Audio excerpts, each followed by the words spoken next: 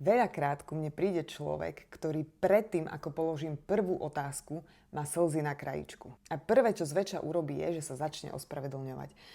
Prepáč, hovorila som si, že dnes nebudem plakať. A ja im stále poviem to isté, pripravená so svojimi papierovými vreckovkami, že je to najlepšie a najzdravšie, čo môžeš pre seba urobiť.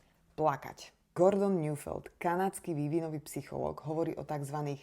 Slzách bezmocnosti. Hovorí o tom, že keď si uvedomíme, že sme v situácii, ktorú nevieme alebo nemôžeme zmeniť, neostáva nám nič iné, len plakať. Prestaneme bojovať a príjmeme realitu taká, aká je. Náš nervový systém prechádza z boja do pokojovej fázy. A my sa toho mnohí bojíme. Myslíme si, že sme slabí, že sme rezignovali. Ale nie je to rezignácia, je to adaptácia. Kľúčové pri tomto celom je môcť plakať v bezpečnom prostredí.